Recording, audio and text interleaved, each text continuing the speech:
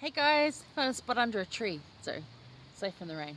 Not that it's bad, but it's enough to make my scriptures all crinkly again. Remember the time last year when I was down at our Hamilton Lake and totally got dumped on in a sudden rain shower, and like my scriptures got literally drenched, and I can find that was my favorite spot in Alma, and I can literally find that anytime now because my scriptures are all crinkly right there. I know. Brings back good memories of doing this. But I digress. So, down in Victoria Esplanade in the beautiful rose garden, you can see.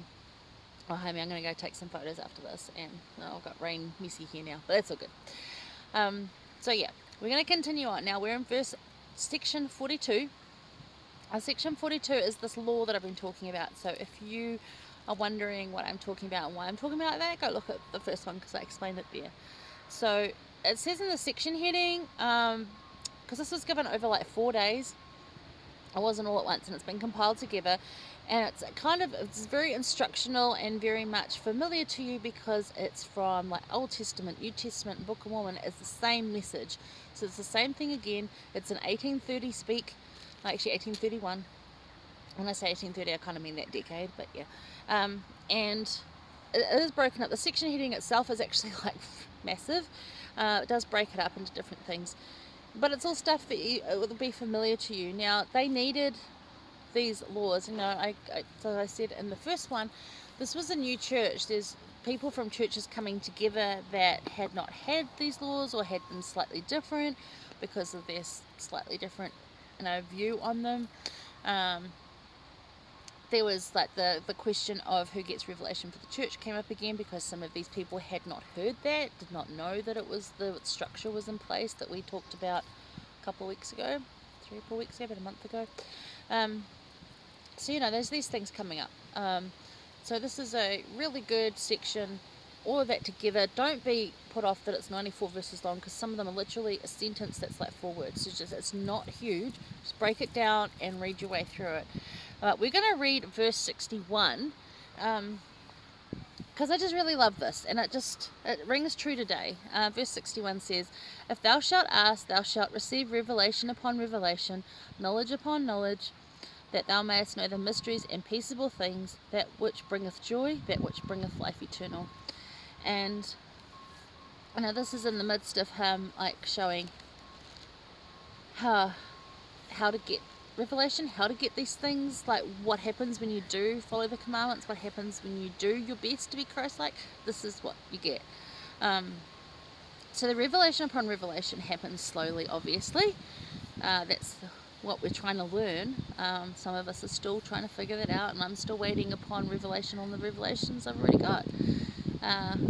As we discussed last week, that whole move to Ohio, I've had that instruction too, move, and I'm just like, yeah, but how, where, why? I know I have to move, but where am I going? I don't know yet, but I know that I gotta move. I don't know how, and I don't know where I'm going, but it's gonna come. So this is the revelation upon revelation. And then, that thou mayest know mysteries and peaceable things.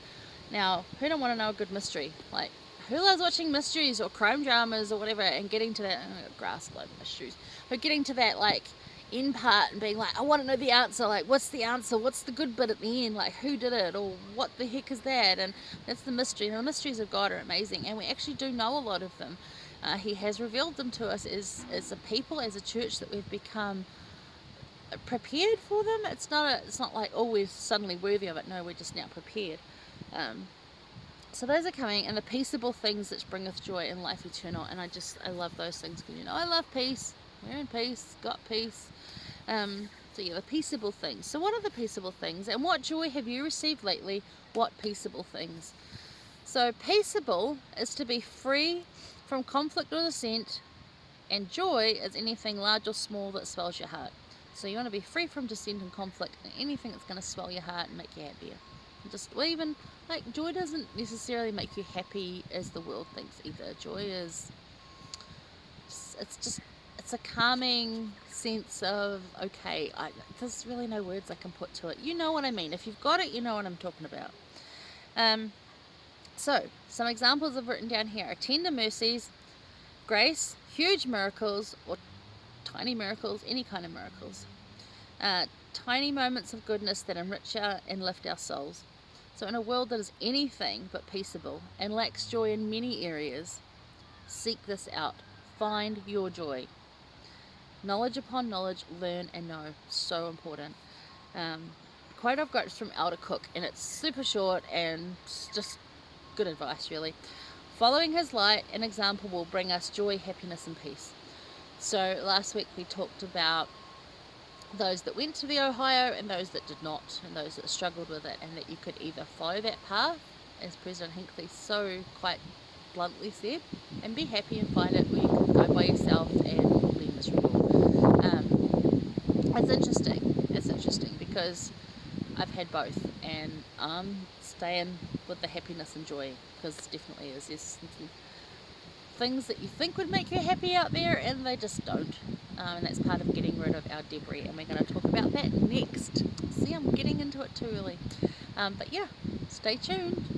Third one's a good one. I'll see you for that.